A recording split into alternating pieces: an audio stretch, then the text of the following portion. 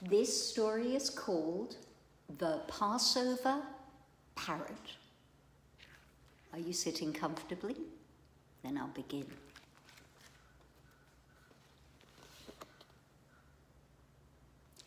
I loved our brownstone house in Brooklyn.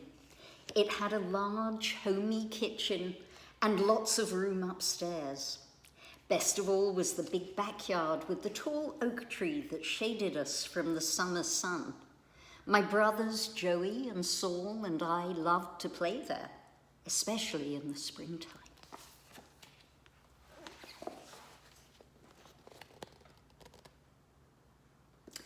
One day, our neighbour, Mrs. Brown, knocked on our door. "Good morning," Mama said. "What's that you're holding, your parrot?"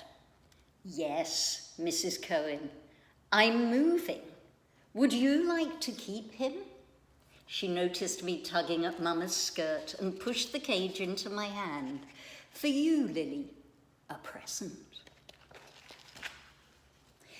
And before Mama could say 7 children and a parrot, Mrs. Brown was gone. I jumped with such delight that I scared the parrot half to death. Mama shook her head. "More things to take care of." "I'll help you, Mama. You'll see." It was shortly before Passover and Mama was cleaning the house, removing all the chametz, the leavened foods that we can't eat on the holiday. She began to refer to the parrot as that chametzdicke bird, and before long, we all called him chametz.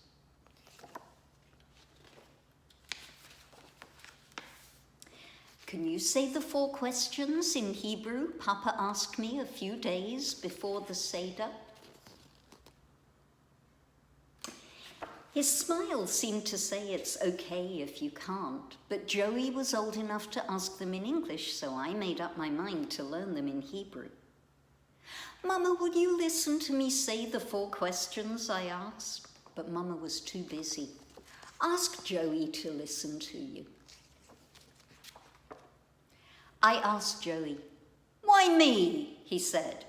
"Ask Saul or Rachel or Franny." "Never mind," I replied. In the end, I chose chametz.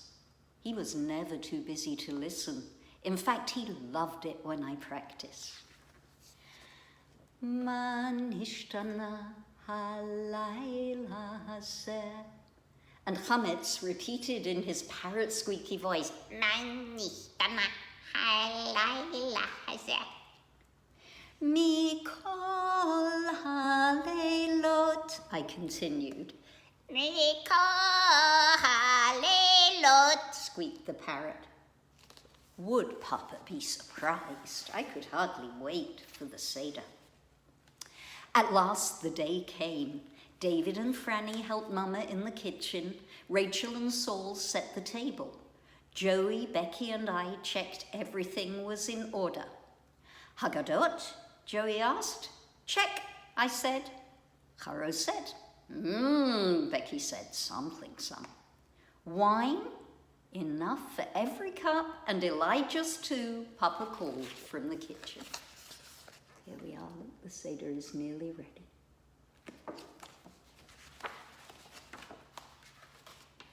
The guests arrived, all dressed up. After we admired the table, we took our places, and Papa began the Seder. He broke the middle matzah and put half back under the satin cover. He wrapped the other half in a napkin. "This is the afikomen," he said, putting it behind the pillow on his chair. "Whoever brings it to me after dinner will get a reward." We all smiled. Joey laughed. He had already taken the afikomen. "Here, Lily, hide it quickly," he whispered.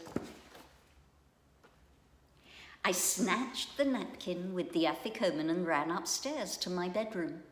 As I slipped back into my seat, Papa called, "Quiet, everyone. Lily will ask the 4 questions." I stood on a chair and began to sing. Ma nishtana halayla hazeh. And as I paused to take a breath, Chametz, who had been sitting quietly in his cage in the living room, repeated in his squeaky parrot voice, Ma nishtana halayla hazeh.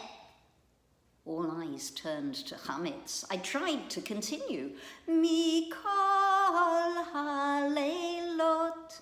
The parrot squeaked right after me. Mikol haleilot. My brothers giggled. The guests laughed too. Take the parrot up to the bedroom, ordered Papa. When I came back, I sang the 4 questions without a single mistake. The guests clapped and Papa smiled, and with the sweet singing and the delicious meal, I forgot about the parrot.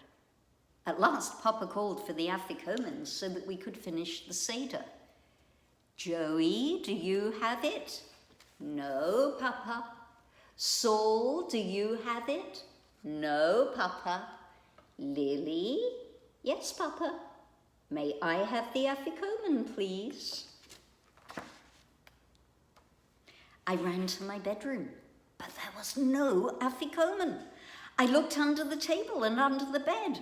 No afikomen. And there was no parrot either.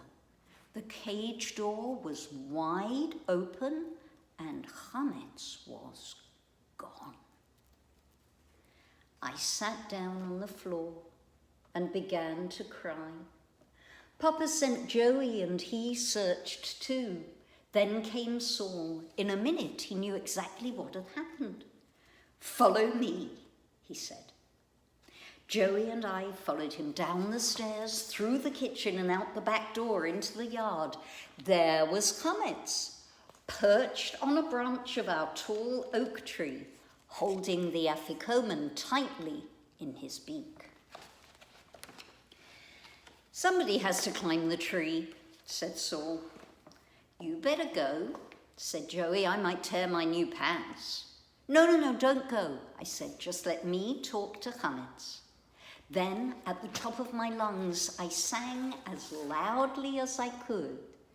Ma nishtana halayla hazeh.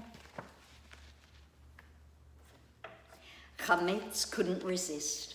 He opened his beak and repeated, Ma nishtana. The afikomen dropped. Did Joey catch it? Did Saul? No. I caught it myself, well, what was left of it. When I turned around, the whole family and all our guests were standing behind me, watching and clapping. As we returned to the house to finish the Seder, we heard echoes of a squeaky voice singing, Ma nishtana. Chametz had flown quietly back through the window into the cage and perched on one leg. He was practicing for the second night's Seder.